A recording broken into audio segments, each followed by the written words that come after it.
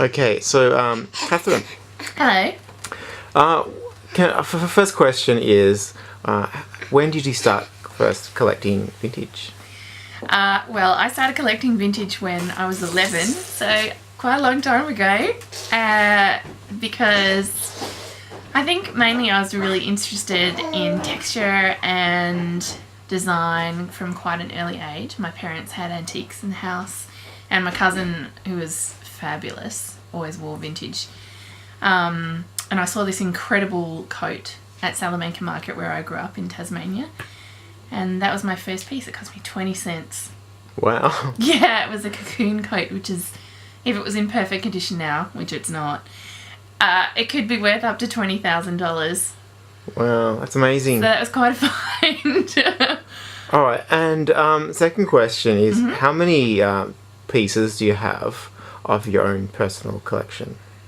Oh, that's a tricky question to answer because it fluctuates depending on my size and weight and, well, and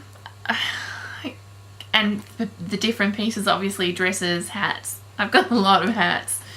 At least 100 pieces in terms of dresses. And I have no idea how many. Seriously, it's a lot. All right, and last question. Can you just tell us, introduce what you're going to be talking about on June 8th? Okay, sure. Well, the talk with Jason from Bleecker Street Vintage and me from Audrey Scarlett Vintage will be focusing on identifying vintage fabrics and vintage design from the fabrics that they used.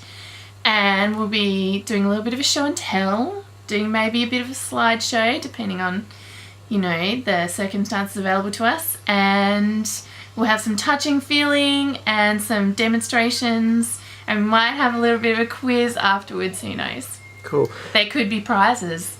Cool, and you'll be bringing some of your own vintage for people can purchase on the day as well? Oh sure, of course, I'll always have fabulous things available. Great. But the main point is so that, you know, if people are going to come along to a talk, they can learn something from it and they can take away stuff that they wouldn't have known beforehand, you know, to make it more accessible to people.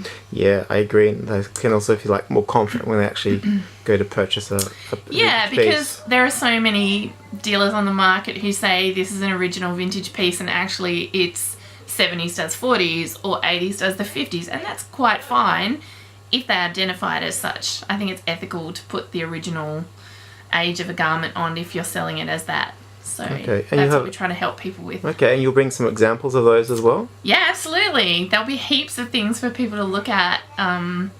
You know, it's going to be a very involved little discussion. It's not just going to be me lecturing from a, you know, lectern. Cool. All right, thanks a lot, Catherine. No